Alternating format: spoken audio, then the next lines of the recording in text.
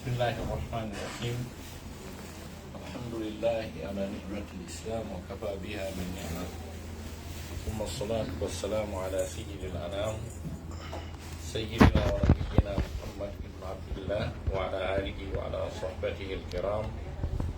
والتابعين لهم بإحسان إلى يوم لا مرد له من الله. أما بعد، أيها الإخوة الكرام، أحييكم جميعا بتحية الإسلام، وتحية الإسلام هو السلام. السلام عليكم ورحمة الله تعالى وبركاته. على مسيد جلبة تدوبة. عليكم السلام. على no wonani men welo tiiɗuɗo e weltare mawde nde tawdete ɗen e o kiikiiɗo tedduɗo ɗo waɗaɗo barki e ɓimbi nde ɗo juldere donki juldere nde Allah subhanahu wa ta'ala ɗoni yaki muɗum e kiikiiɗo ɗo layya on tewo on duɗano waɗa nafakaji siɓɓe yiɓɓe invita en tawde kamen ɗo ɗe Dakar ɗo en heeɓi ɗo hoɓɓe tedduɓe ɓe yiɗuɗe présentugol e yoga e karmokoɓe men kañum kadi janggana en ɗo seeɗa e alqur'ana on batte welo on e talibaɓe men kañum kadi gueɗalɓe men kamɓe kadi woda koɓe janggani en e qur'ana on ɗo. Haray ko adi adi kom men présentay on e hoɓɓe men tedduɓe seeniɓe ɓe tawɗen ɗo ɓe. Haray ɓeɗo ko Oustaz Ismail Bari ɗo no tinde ɗo ɓe, ɓeɗo ko hunjiɓe qur'ana o ha gasi, heeɓi kadi ijasaji mawɗi tedduɗi e karmokoɓe ɓen e ka Masjidu Nabawi Al-Sharif ɓenno jonni ɓe ijasa qur'ana. Haray kamɓe Oustaz Ismail ko kamɓe kadi woni jannude ɓe wuro men nen gueɗal ɓe am ɓen fof Dakar ɗo ko ɓe woni ɓe woni kono o jooɗo ko juwami o yeeɗoro to oɗo o timmini o jiike donc oɗo kadi en jaradi kanko ɗo wurtini o tofitinde e tumbo. Donc oɗo e Cheikh Aboubacar Biro ko jeeyaɗo e talibaɓe maɓɓe kadi ko wurtinɗo e haray kamɓe Oustaz Ismail Bari alhamdulillah shukrlillah ɓe moƴƴi amen moƴƴi ɓe wure amen ɓe moƴƴatulema sengo ko formugol ɓe kote Qur'an. Donc haray no hikki e maɓɓe kamɓe inviteɓe men tedduɓe ɓen ɗo Cheikh Ahmad Yasin e miñirawa mo Allah subhanahu wa ta'ala moƴƴiri e mum wakkilagol jannguno ko men ha o gayni ari Dakar ga kañum kadi o janggi ka université to ha o gayni ɗon ɗo mo Canada e mo jogui ɗon duuɓi mo durnayi o jannayi o waɗa yewgal islam Canada ɗon ayi siwi ɗon ko jerawan ɗo maduuri ba e gueɗal baɓe ma mawɗo ko miñirawa yangodaɗo moƴƴa mum e andidiri e welti kadi oɗo ara imo Dakar. Cheikh Yasin ko kamakko koye Dakar ɗo Cheikh Yasin miñirawa mum ɗo Canada. Haray no hakko maɓɓe o ɓeɗo ko siɓɓe men yiɓɓe men ɗaɓɓiraɓe men kawraɓe sukatali mbaɗe men no wiye Souleymane e dinniɗo moƴƴa côté immobilier on ɗo kan kadi ɓen ko jangguira ka ɗo kon fof parmi les 5 premiers wonata IGELFA woni premier e kanko Cheikh Souleymane. Donc ɓey wure nden ga ino ɗo a sayidatu Rabiatu Tayibu, a sayidatu Baratu e a sayidatu Hafsatu Quramen ɗo ɓeni a sayidatu Mariam gueɗal voilà ko salmini gueɗal Oustaz Ismaila ɗo ko talibajo no wonɗo yiide ɗo koye moyen janggande Qur'ana o moƴƴa a sayidatu Hafsa e a sayidatu Hafsa nene ɓey wure nden ɗo. Haray ko ɓeɗo werni enen ɗo fof ɗo ko ley barki ɓe wonɗen ɗo par ce que sa nani a mooƴi kalima wala ñaamu taw sa nani a janggi aya Qur'ana ma a pooɗi kalima wala ñaamu taw andu kadi ko wonɗa sina ɗum ko fuɗɗiɗa o ko ila akhiri la bata aya lannuɗo haray noon inchalrahman haray a sayidatu hajjarabi ɓe wusurnoto ɗo ɓe nambanayi seeɗa e ayde qouran ɓe fof ko allahu nan ɗon newinani ɓe muɗum inchalrahman.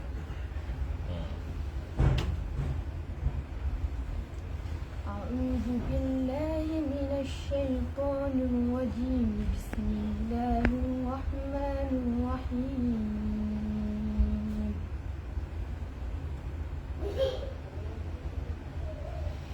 إذا وقعت الواقعة ليس لوقعتها كاذبة خافضة رافعة إذا رجت الأرض رجا وبست الجبال بسا فكانت هباء منبثا وكنتم أزواجا ثلاثا فأصحاب الميمنة ما أصحاب الميمنة وأصحاب المشأمة ما أصحاب المشأمة والسابقون السابقون أولئك المقربون في جنات النعيم ثلة من الأولين وقليل من الآخرين على سرر موضونة متكئين عليها متقابلين. حسبك يا سيدي. ما شاء الله ما شاء الله. قرأي إن شاء الرحمن الأخ السيد الشيخ الكبير الأستاذ إسماعيل كرمكم مأبه قرأي كم تكلي جنة من رب إن شاء الرحمن.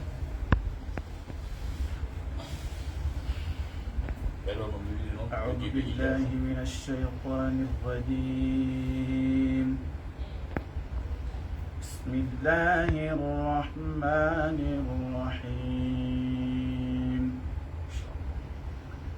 إن الذين يتلون كتاب الله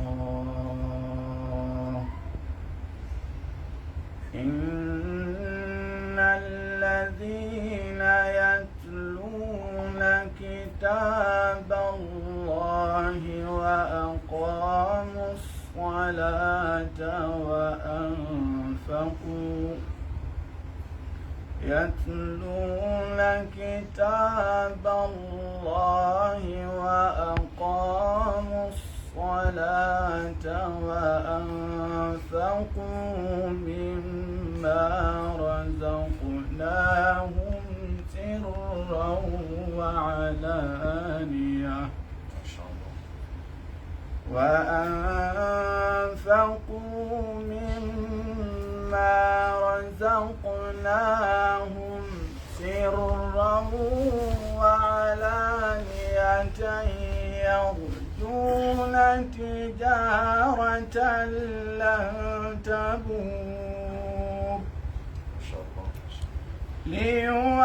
ليوفيهم أجورهم ويزيدهم من فضله إنه غفور شكور والذي أوحينا إليك من الكتاب هو الحق مصدقا لما بين يديه إن الله بعباده لخبير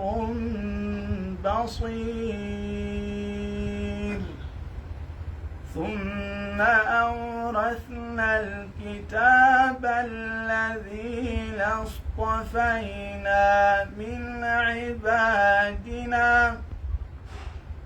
أورثنا الكتاب الذين اصطفينا من عبادنا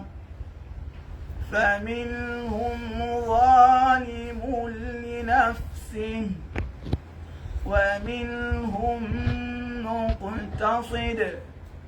ومنهم سابق بالخيرات بإذن الله ذلك هو الفضل الكبير ذلك هو الفضل الكبير جنات عدن يدخلونها تجري من تحتها الأنهار يحلون فيها من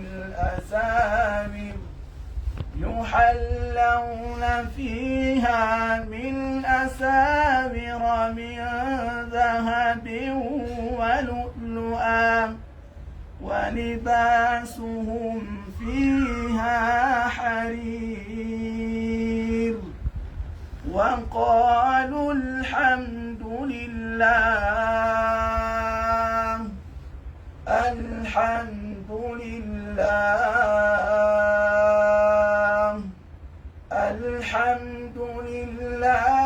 الذي أذهب عنا الحزن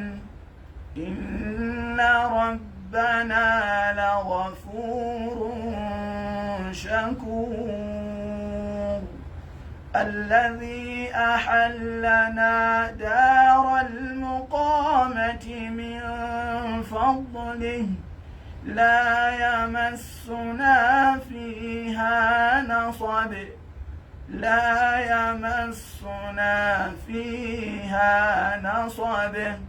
ولا يمسنا فيها لغوب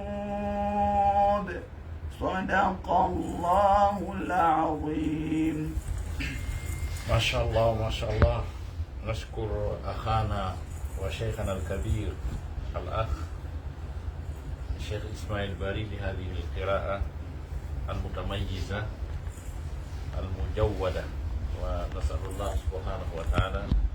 أن يجعل قراءته هذه في ميزان حسناته يوم لا ينفع مال ولا بنون إلا من أتى الله بقلب سليم. إن شاء الله الرحمن welcome keɓe kamɓe Cheikh Ismail Mouradou Moukourou o jangi maɓɓe ɗo jangde labaɗo ɓay ko hirde alquran seeɗa e kala jutinde hoɓɓe men ɓen ɓe seedinoke ɗo e haadi alansarano duula tun aɗay ɓe gandi ɓe falama wayintade aɗay inchalrahman min kadi mi daaray pooɗa e ayowal o sayi en anda si Cheikh Abdoullahi ɓeeɗo goɗɗum no takko maɓɓe noon e Qur'an ɓe wawata pooɗande jama on kamɓe kadi. Abdoullahi a janggay awa jangi joni aɗa jonna Cheikh Abdoullahi en noon taw ɓe pooɗana en noon seeɗa kamɓe kadi si aroyen noon e an o say jonne Cheikh Yasin ɓe waɗana en konngol seeɗa ɓe duwanoon inchallah. joni jang Abdoullahi ndara ko wawɗa o. أعوذ بالله من الشيطان الرجيم بسم الله الرحمن الرحيم أما يتساءلون عن النبأ العظيم الذي هم فيه مختلفون كلا سيعلمون ثم كلا سيعلمون ألم نجعل الأرض مهادا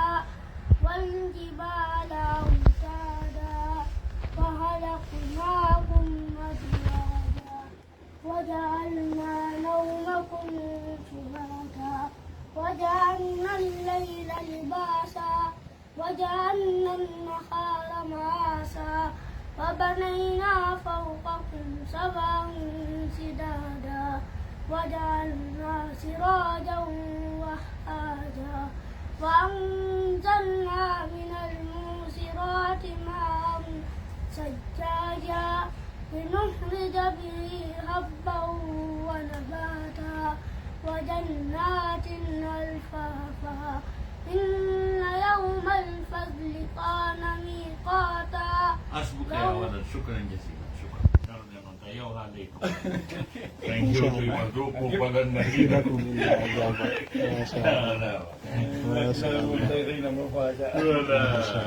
شكرا جزيلا شيخ عبدال. شكرا جزيلا شيخ عبدال. Kalau Syekh Muhammad Ompo dari ayat kono. Kalau buat ada yang mana, kalau bukan mana. Oh, okey.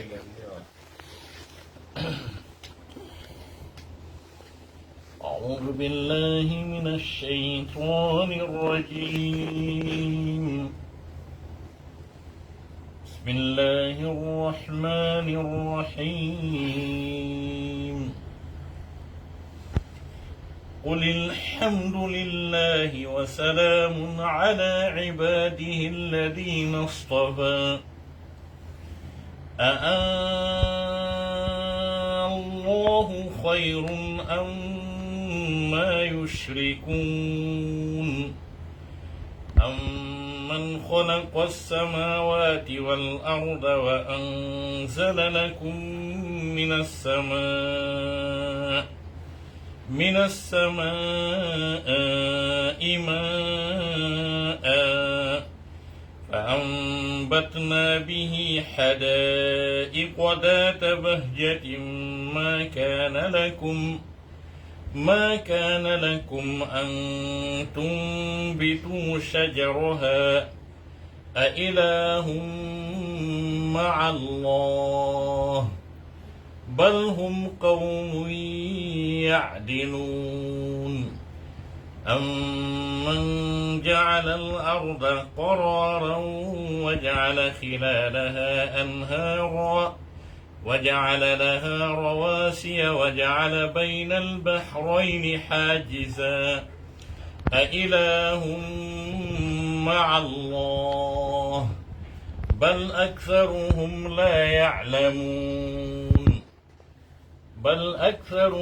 لا يعلمون أمن يجيب المضطر إذا دعاه ويكشف السوء ويجعلكم خلفاء الأرض أإله مع الله قليلا ما تذكرون أمن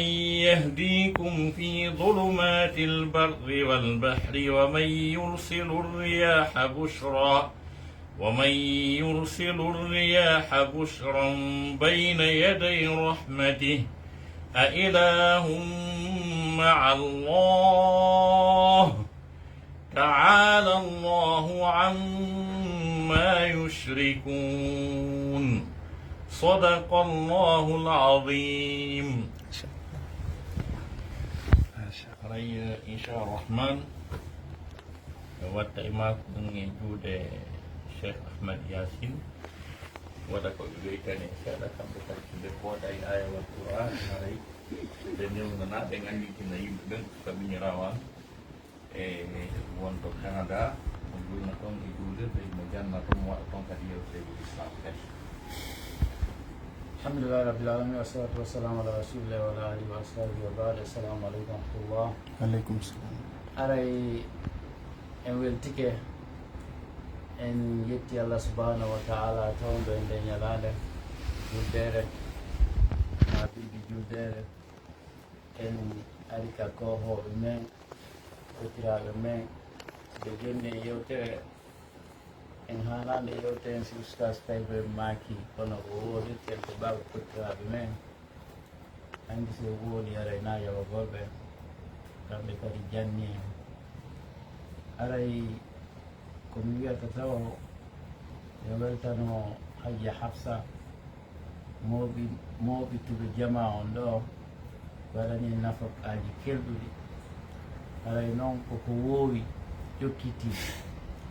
araɓe ɓe inni إذا المرء لم يدنس من اللؤم عرضه فكل رداء يرتديه جميل wosi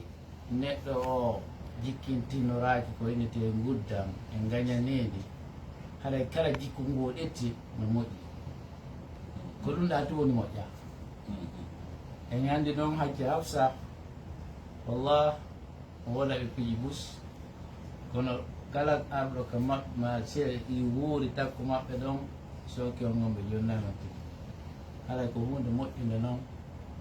enani ceerno ɓen ko janggani en wa anfaqu mimma razaqnahum sirra wa alaniyatan yarjuna tijarata lan tabur haɗa on tino hatto jinni no tijji ko waɗgol commerce mo perdata ɗum noon fof o ko gonkon haɗa ɗum ko hunde moƴƴude hiɗe weltanoɓe hiɗen jarnaɓe en dowi Allah subhanahu wa taala ko ɓeydu kikkeɗen hakkudeji men haɗay ceernoɓe men ɓen oustas Tayib ɓeɗo ɓe hana présentude e leydi ni kala pullo Fuuta ma ɗum iwrude leydi men no andi fi maɓɓe yimɓe boyi noon aray no woni contre ko ɓe woni yarude dow ko kono Allah subhanahu wa taala ko muuyi o ko ɗum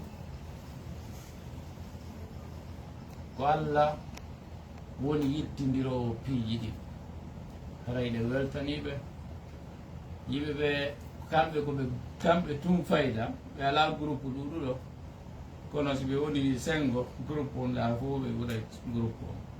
hani noya Seydina Aboubacar Siddiq ko nelaɗo makuno ko imam maɓɓe شاعر عرب وإني تؤيرنا أن قليل عديدنا فقلت لها إن الكرام قليل وعيب أمن بإني من عيب لنا من وندم من دولا كنا ميتيبه كلا كموت كم كفان أكثرهم بديكو هي بديكم كموت يكم أري وي كدي وننكر إن شئنا على الناس قولهم ولا ينكرون القول حين نقول وسيبه بولي من واي يدقول به كنا من اسمه ولي قوت واتا يدقول إذا سيد منا خلا قام سيد قول لما قال الكرام فعول تكوه جاء من فتي عنده وكوه جاء تكرم بلاسن وولا كوه بن وولتكم ولا كوه بن واتكم على مدى weltoriɓe meɗen mbawa maɓɓe Allah subhanahu wa taala ɓeyde tun darja maɓɓe o so en ala jundinde haala kam enen waɗe du'a on weltanɗen karamakoɓe men seniɓe ɓen e weldiɓe men e cheikh wuuri en ɗo e ɓewngu e hajji Hafsan en ɗo fof aɗa ɗen tori Allah subhanahu wa taala to wonɓe wonɓe gonne waɗa barke maɓɓe allahuma ɓeɗo ko cheikh Mamadou Diaw ɓeɗo on men présentali cheikh Mamadou Diaw waɗe on caméra on e mon ko talibaɓe men kummaluɓe mayde programme jandi fo Dakar to ɓeɗon nela machallah hande diweji ko menen yaadi men ɗaɓɓoye gammo ngol machallah o kamɓe kadi kippinongol hirsireno ngol moƴƴinirano gariɓe dow ga kamɓe ono juɗɗe dammo kamɓe kadi waɗani en ataya o kadi heɓti en les gars ɗum pay ɗum ɗo ko keɗal maɓɓe machallah kaje ɓurno mi jamɓe ɗo are wono mi jamɓe ɗo wino accere aɗa waɗa tun duwa on joni duwane cheikh dono goro won duwate duwe اللهم صل على محمد وعلى ال محمد وسلم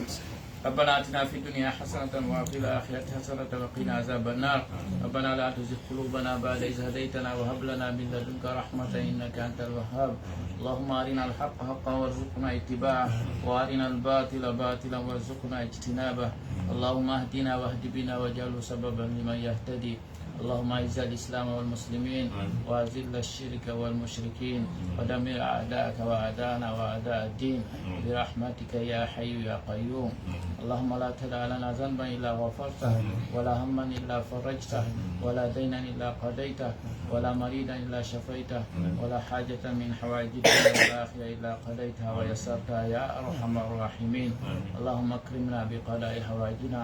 ربنا اغفر لنا ولوالدينا رب ارحمهم كما ربونا صغارا سبحان ربك رب العزة عما يصفون وسلام على المرسلين والحمد لله رب العالمين آمين Ustaz, wala na nang tali ko. ɓeyɗa ɗo taali ala ɗo wala mi weltanike on wonoti ɗon ɗon dangu conseil ɗon tawɗa en ɗo ɗo kadi koye dina kan jeeya dina kan e nana sosan ɓe maaki haqqe julɗo e dow julɗo e ko ɗi jeeya ko no jeeya e majji so tawi julɗo noddima e welo welo e notoɗa hadis maɓɓe selluɗo ɓe maaki wonde makko neɗɗo andir papi musidɗo mum julɗo ara juuromo ka makko ɗum no mari baraji ka Allah ɓuuri ko goɗɗo orufunoto ka suudu kaaba hitande o gan noon ka suudu kaaba ɗon e julde wotere ɗon ko julɗe guluji temedere kam wona ɗon julɗe guluji temedere sa juuli ɗon fana ɗo goɗɗo go juulu fana nokku go heɓa ɗin baraji o juula e fanaji guluji temedere so heɓa fana ma goto ɗon jonno wonɗo ɗon hitande julde waɓɓutuji ɗin joyi suumayon tawi ɗum ɗon e baraji mum ɗin fof arɗo simple hiwri musidɗo mum julɗo amun no mari baraji waɗɗo ɗum ɗon fof hitande ɗon donc ɗum waɗi l'islam on hino yaaji wona ɗisagol nokku gotum rontina tagore nde wona wiyete l'islam donc jokkere en ɗan nden nena sata makita basmo kadi a hiika sodata o mosanta tum musidɗo ma juɗɗo ko sadaka joni noon ko so yiidi noon si mosaka tawi o yiidata Allah subhanahu wa ta'ala mo mari ko yonata ko lannata mo addani en ko yonata ko nafitortoɗen nafakaji makko ɗin invitiri nden nafoɗen tew yaren ji tawa koye saabu weldigal saabu Allah ɗum ɗon hino mari baraji ɓay ko yimɓe ɓen ko woni ɗaɓɓude koye Allah yiɗuɓe si Allah yiɗima haɗa lanni programme ma fo marsi joni noon no ari hadisul qudusi windiɗo ka riyadu salihin kada la sasamaki wajabat mahabbati lil mutahaddina fiya wa wajabat mahabbati lil mutasawirina fiya wa wajabat mahabbati lil mutabadilina fiya gikkol Allah ngol waɗɗike ɓe yiɗdiroɓe sabma gikkol Allah ngol waɗɗike ɓe juurodiroɓe sabma gikkol Allah ngol waɗɗike ɓe yangodirano ɓe nafidira sab makko andi ko ɗum série ɗen hadisaje ka Bulughul Marami yimɓe weddiroɓe saabi Allah juurodira hadis ko no ari ɗon ka annabaɓe ɓe ka aljanna maɓɓe ɓe haynoyo woɓɓe podium taw podium mon hino jalba hino huɓɓa no futi hiɓe laba hiɓe jalbi annabaɓe wiya Allah ɓeɗo ko homɓe ni ɓe meren ɗo par ce que ɓeɗo na groupe amen gonni Allah wiya ko ɓe yiɗidirno sabma donc ɗum noon kadi ko l'islam on jeeya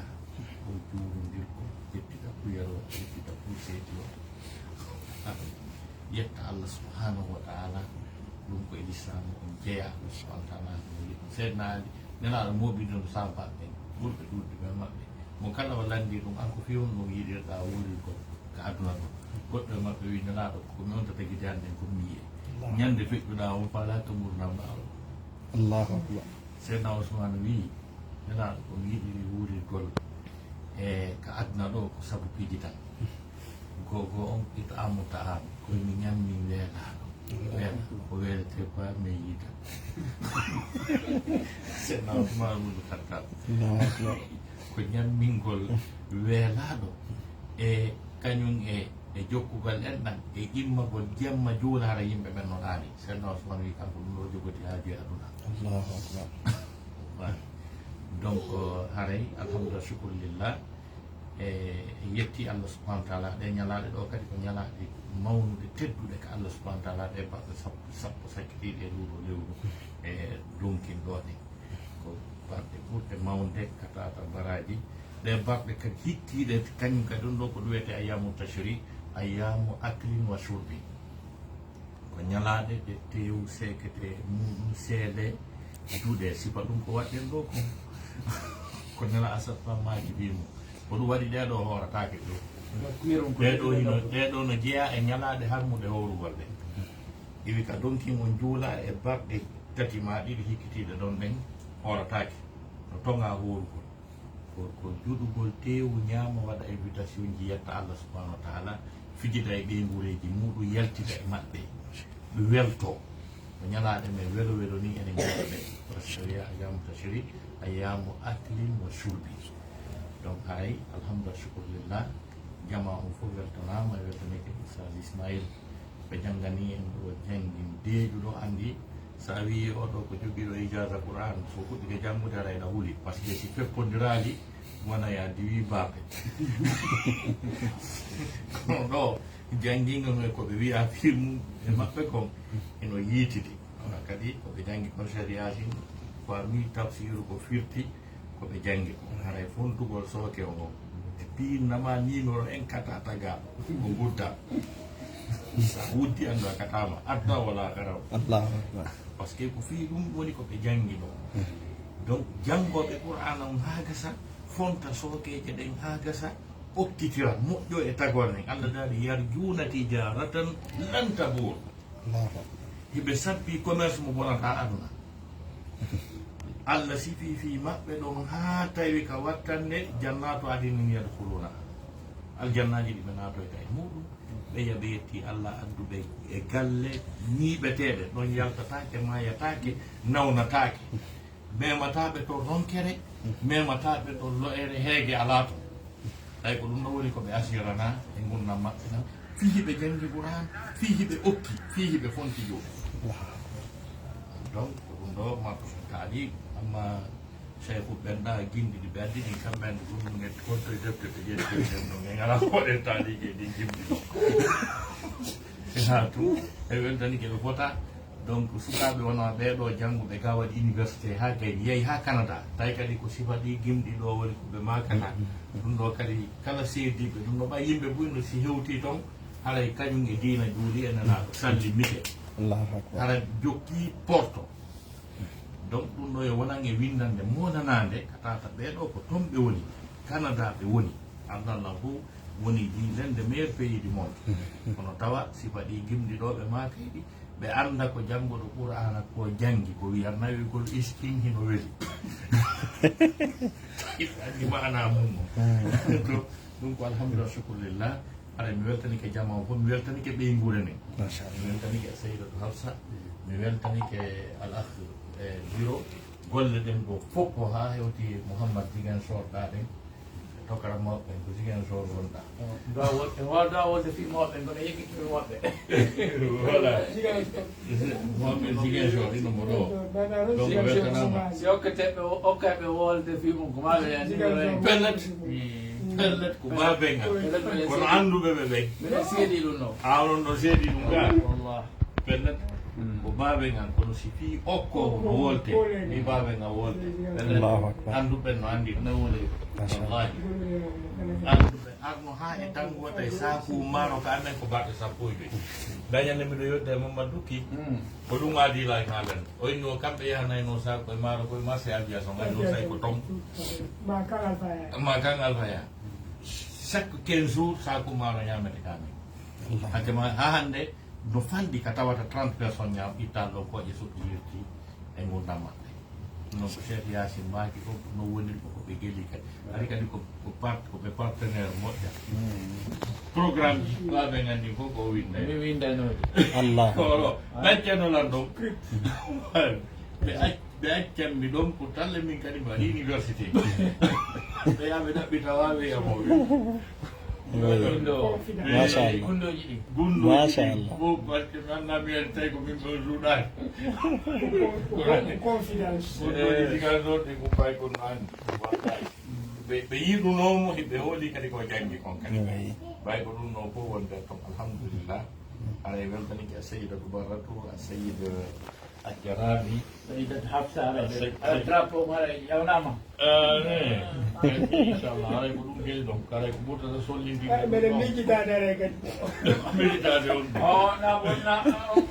ala ñamal kala alane non non mbeɗe miijitade kadi ara mbeɗe miijitade ko baffiraɓe dasere ɓenninani ɓay ko anno ko winoɗa woni major ko wiɗa joni ɓay menen fof min jombi joni ala jombuɗen jangude oran min ɗo kala sabbiɗo ɗo ko duuɓi temɗe e duuɓi nogay mi wuura ko sabbe donc jama o fof weltanama wallahi joni haray e weltangue jamma en ɗon keɓe اللهم احسن عاقبتنا آمين. واجرنا آمين. من خزي الدنيا وعذاب الاخره. اللهم انا عبيدك بنو عبيدك بنو امائك نواصينا بيدك ماض فينا حكمك عدل فينا قضاء. نسالك اللهم بكل اسم هو لك سميت به نفسك وعلمته احدا من خلقك وانزلته في كتابك او استاثرت به في علم الغيب عندك ان تجعل القران العظيم ربيع قلوبنا ونور صدورنا وجلاء احزاننا وذهاب همومنا وغمومنا. اللهم انا نعوذ بك من الهم والحزن والعجز والكسل والبخل والجبن ودلع الدين وغلبة الرجال. لا اله الا الله الحليم الكريم. لا اله الا الله رب العرش العظيم. لا اله الا الله رب السماوات ورب الارض ورب العرش الكريم. اللهم رحمتك نرجو فلا تكلنا الى انفسنا طرفة عين واصلح لنا شأننا كله. لا اله الا انت. لا اله الا انت سبحانك انا كنا من الظالمين. الله ربنا لا نشرك به شيئا. اللهم انا نجعلك في نحورهم ونعوذ بك من شرورهم. اللهم انت عدلي وانت نصيري. بك نقول وبك نصول وبك نقاتل. حسبنا الله ونعم الوكيل. اللهم رب السماوات السبع ورب العرش العظيم كن لنا جارا من اعدائنا. الله عز مما نخاف ونحذر. نعوذ بالله الذي لا اله الا هو الممسك السماوات السبع والارض ان تقع الارض الا باذنه من شر اعدائنا. اللهم منزل الكتاب سريع الحساب احزم الاحزاب. اللهم اخزهم وزلزلهم. اللهم اكفناهم بما شئت برحمتك يا ارحم الراحمين. ربنا هب لنا من ازواجنا وذرياتنا قرة اعين واجعلنا للمتقين اماما. ربنا اتنا في الدنيا حسنة وفي الاخرة حسنة وقنا عذاب النار. ربنا اغفر لنا ولوالدينا وارحمهما كما ربنا صغيرا. وصل اللهم وسلم على سيدنا وحبيبنا محمد وعلى اله وعلى صحبه اجمعين. سبحان ربك رب العزة عما يصفون وسلام على المرسلين والحمد لله رب العالمين. Bueno, Tony, me